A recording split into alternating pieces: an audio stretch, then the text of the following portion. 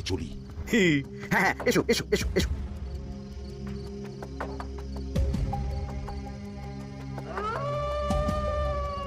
আরে ওই তো আমার বাঁ হাত ঘটা আসছে, বেটাকে দিয়ে একটা কাজ করাতে হবে। এ কি মন্ত্রী মশাই, আপনি এখানে দাঁড়িয়ে কি করছেন? এই একটা গুরুত্বপূর্ণ ব্যাপারে কথা বলছিলাম। একটা একটা কাজ করতে পারবি? কি কাজ করতে হবে বলুন মন্ত্রী মশাই। আমাকে একটু ঠান্ডা জল, পাতিলেবু আর পুদিনার পাতা দিয়ে শরবত বানিয়ে খাওয়াতে পারবি? সেসব আমার ঘরে ব্যবস্থা করাই আছে। চলুন চলুন আমার সাথে চলুন। হ্যাঁ, চল চল চল চল চল।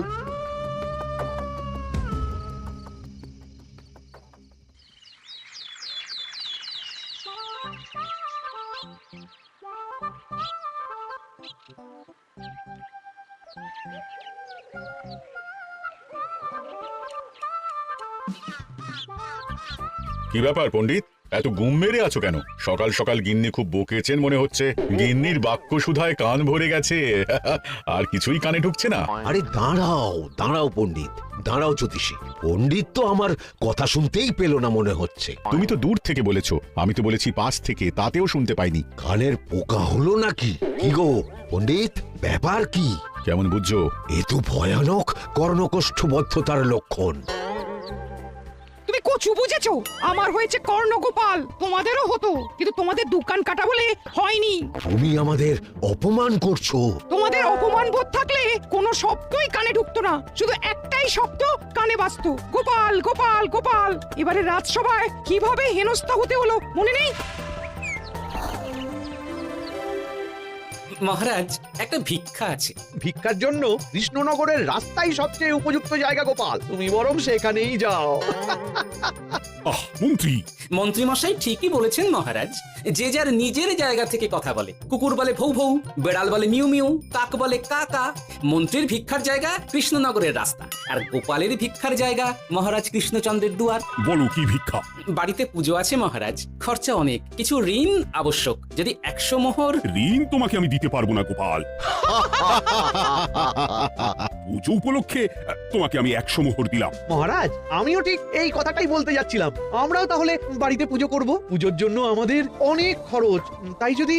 অবশ্যই অবশ্যই, কত ঋণের প্রয়োজন খাজাঞ্চির কাছ থেকে নিয়ে নিও, সুদটা আমি মাফ করে দিলাম। মহারাজ, গোপালকে দান আর আমাদের ঋণ? হ্যাঁ, কারণ তোমরা নিজেরা খাবে, কিন্তু গোপাল অন্যদের খাওয়াবে। গোপালের মতো মানুষের সঙ্গে থাকাই হলো রাজধর্ম। কিন্তু তাছাড়াও তোমরা হলে 80 যাই বেতন পাই দলের লোক। গত 1 বছরে তোমার কোন মন্ত্রণা দেশের কাজে এসেছে? পণ্ডিত কোনো নতুন তত্ত্ব শুনিয়েছে? জ্যোতিষী কোনো অমোঘ ভবিষ্যৎবাণী করেছে? আর বৈদ্য 3 বছর ধরে আমার হাঁটুর ব্যথা সারাতে পারিনি, কিন্তু গোপাল, গোপালের ভাঁড়ে হাস্যরসের কখনো অভাব হয়নি। মনে আছে? আছে। কিন্তু করার তো কিছু নেই। আছে। কিছু ভেবেছো নাকি পণ্ডিত? তোমাদের মনে আছে? মহারাজ মোহর দেওয়ার পর গোপাল সেদিন বলেছিল। কি গোপাল, খুশি তো? মহারাজ, আপনি আমাকে এক মুঠো ধুলো দিলেও আমি খুশি। সেই ধুলো মুঠোই আমি সোনা মুঠো করে ফেলবো। মনে নেই আবার? একটু ঝেড়ে কাশো তো দেখি পণ্ডিত, কি ভেবেছো? যা হবে দেখতেই পাবে।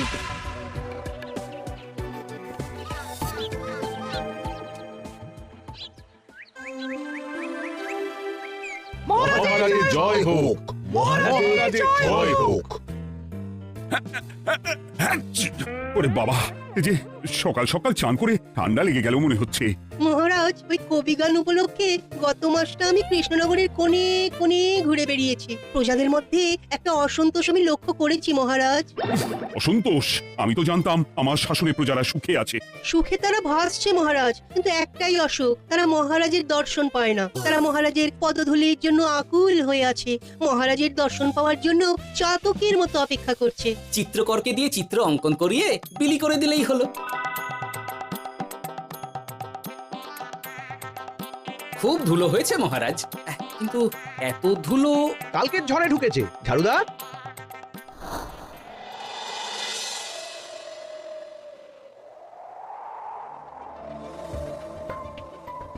এই সুযোগ, রাজসভা ফাঁকা, এমন ঝড় যে পেয়াদারাও বাইরে নেই। কাজটা সেরে ফেল, বুঝলি? কিরে, কাজটা কর।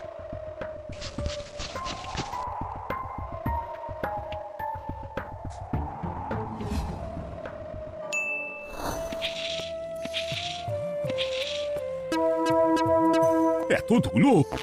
মহারাজ, কাল ঝড়টা বড় সাংঘাতিক হয়েছিল। তা বটে। আচ্ছা গোপাল, তুমি বলেছিলে মহারাজ তোমাকে এক মুঠো ধুলো দিলেও সেটা সোনা হয়ে যাবে। এখনো সেই কথাই বলছি। মন থেকে বলেছিলে না মহারাজকে তেল দেবার জন্য? তেল দেওয়ার দায়িত্বটা তো আপনি নিজের কাঁধেই নিয়ে ফেলেছেন। আমি যা বলি সত্যি বলি। আজ যদি এই 4 ঝুড়ি ধুলো মহারাজ তোমাকে উপহার দেন, তখনও একই কথা বলবে? নিশ্চয়ই। মহারাজ, গোপালকে এই 4 ঝুড়ি ধুলো দেওয়ার হুকুম হোক। কি গোপাল, আমি তোমাকে যদি এই ধুলোর ঝুড়িগুলো দিই তা থেকে সোনা আসবে নাকি? আসবে মহারাজ, মোহরের বস্তা আসবে। যদি না আসে, আপনি বলুন। তোমাকে কৃষ্ণনগর ছেড়ে চলে যেতে হবে। রাজি? আর যদি আমি পারি তাহলে আপনাকে এই মন্ত্রীর চাকরি ছেড়ে দিতে হবে। কি রাজি? কি মন্ত্রী রাজি? রাজি। গোপাল, রাজি মহারাজ। আচ্ছা, আর কেউ মন্ত্রীর পক্ষে বাজি ধরেছেন নাকি? হ্যাঁ, আমি আমি আমি ও গোপাল এবার যে মরণ কুয়োতে ঝাঁপিয়েছে, সেখান থেকে আর উঠে আসতে পারবে না। পুরো থেকে মোহরের বস্তা আসবে। এ হচ্ছে গোপালের উন্মাদ রোগের শুরু। দেমাক মহারাজের পিঠ চাপড়ানি পেয়ে পেয়ে গোপাল ভেবেছে যে ও সব কিছু করতে পারে। এবার শুধু সেই দিনকার অপেক্ষা, যেদিন গোপালকে উল্টো গাধায় চড়িয়ে কৃষ্ণনগর থেকে বার করে দেব। এতটা নিশ্চিন্ত হবেন না মন্ত্রীমশাই। গোপাল কিন্তু হালকা কথা ছুঁড়ে দেওয়ার লোক নয়। কি বলতে চাইছো পণ্ডিত? ওই 4 ঝুড়ি ধুলো থেকে মোহরের বস্তা আসবে? না, তা বলছি না। অন্য জায়গা থেকেও তো মোহরের বস্তা আসতে পারে। তার সঙ্গে ধুলো মিলিয়ে দিলেই কেল্লা ফতে। গোপালের নিশ্চয়ই কোনো পরিকল্পনা আছে। গোপালের সব পরিকল্পনার গোড়া মেরে রেখে দিয়েছি পণ্ডিত। ঘটা আছে গোপালের পেছনে, আর ঘটা আছে গোপালের বাড়ির পাহারা। লুকিয়ে কিচ্ছু করতে পারবে না। আরে ওই তো বটা আসছে। বেল্লিক, উল্লুক, তোকে আমি জল বিচুরি দেওয়াবো। গোপালকে ছেড়ে চলে এসেছিস কেন? ছেড়ে আসবো কেন মন্ত্রী মশাই? গোপালকে ওর বাড়ির সামনে ছেড়ে এসেছি। ওখানে তো ঘটা আছে। বড্ড ঘুরিয়েছে বেটা। কোথায় কোথায় গিয়েছিল গোপাল? 4 ঝুড়ি ধুলো নিয়ে বেটা বাড়ির উল্টো দিকে হাঁটা দিল। চললাম পিছু পিছু। যাচ্ছিল কোন দিকে? নদীর দিকে। কিন্তু গোপাল দাঁড়ালো যদুর বাড়ির সামনে। এই যদু হলো সেই লোক যে লোকজনের বাড়িঘর কেনা বেচা করে আর লোক ঠকায়। আগে রাজধানীতে থাকতো। বেটা রাজধানী থেকে এই কৃষ্ণনগরে পালিয়ে এসেছে। এখানেও লোক ঠকাচ্ছে, কিন্তু বেটা এত চালাক যে কিছুতেই ধরা যাচ্ছে না। এইরকম লোককে ধরাচ্ছে হাতে রাখা ভালো নয় কি মন্ত্রীমশাই? সে তো জানি, কিন্তু ওর ওপর মহারাজের কড়া নজর আছে।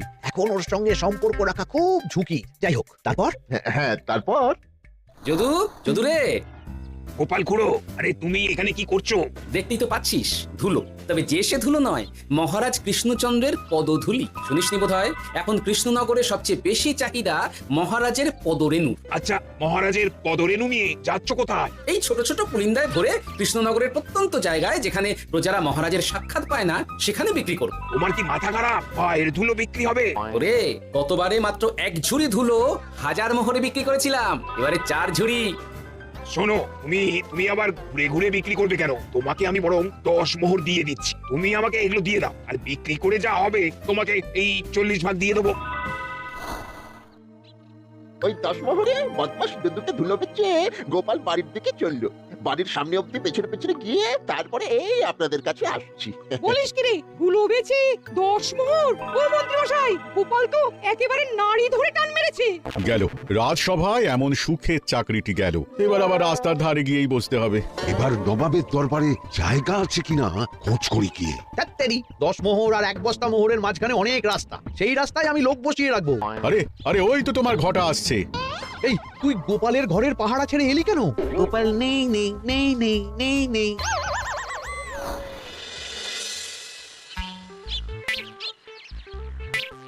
আরে, ভয় পেলি নাকি? না না না না না, ভয় পাবো কেন? শোন, তোকে পেয়ে আমার খুব ভালো হলো বুঝলি।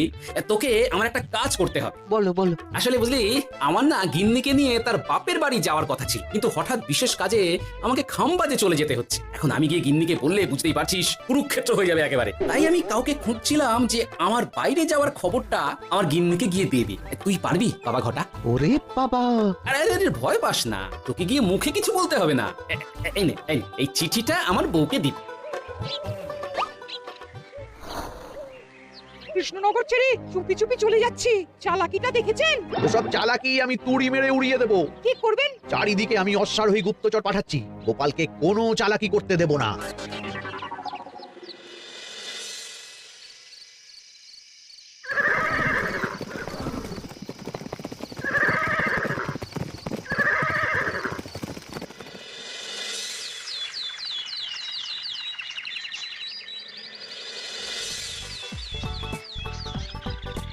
অং বং পিং পং।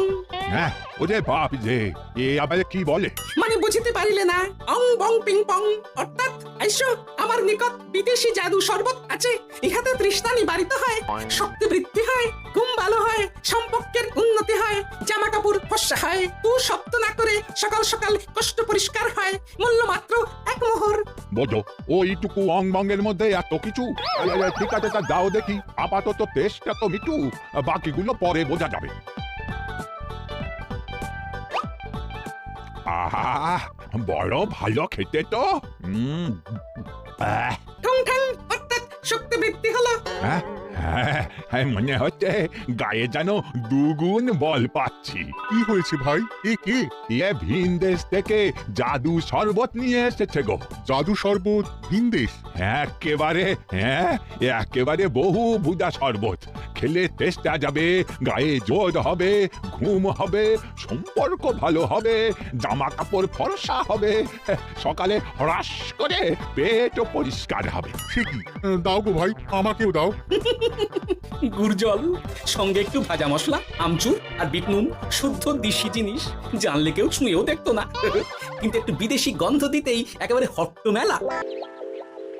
আরে তোমরাও এসেছো দেখছি। সং সং শঙ্কা, লং লং লঙ্কা। মানে অর্থাৎ এই শরবত খেলে আর শঙ্কা নাই, বুদ্ধি লঙ্কার মতন ঝাল হয়ে যাবে। তারপর ডং ডং ডঙ্কা, টং টং টঙ্কা, ফাইন ফাইন, অর্থাৎ টাকা আসবে আমার কাছে।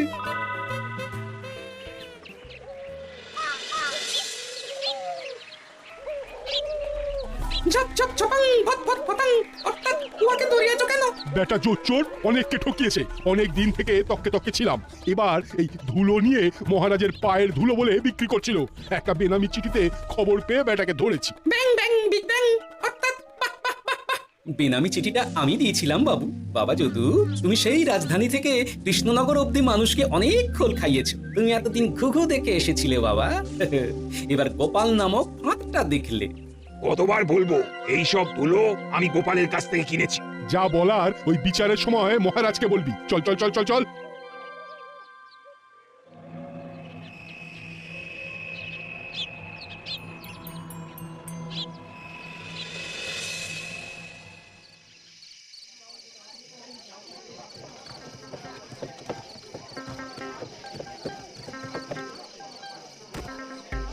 ঝন্টু মন্টু ননাঙ্কু।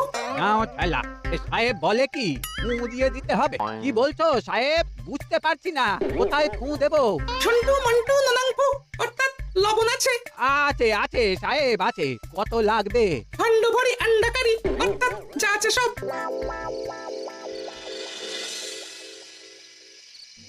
ব্যাস, মোটামুটি আশেপাশে সব দোকানের নুন এখন আমার জিম্মায়। এবার আসল মজা শুরু হবে।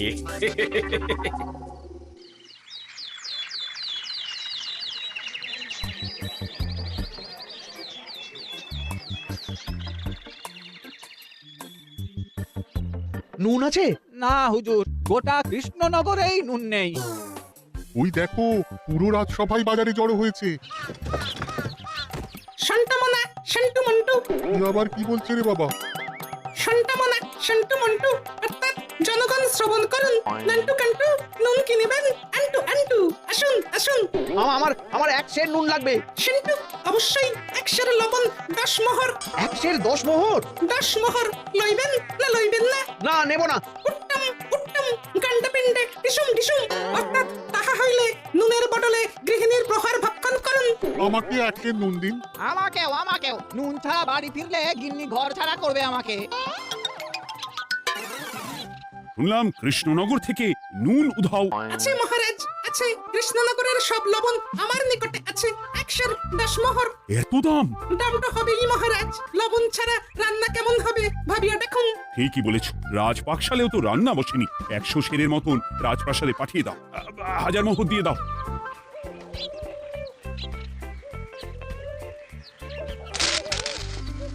ব্যাস, 1 বস্তা মোহর হয়ে গেছে। গোপাল? হ্যাঁ মহারাজ, গোপাল, যে 4 ঝুড়ি ধুলো থেকে 1 বস্তা মোহর রোজগার করেছে। ইয়া বাত! চলো রাজসভায়, পুরো গল্পটা শুনতে হবে।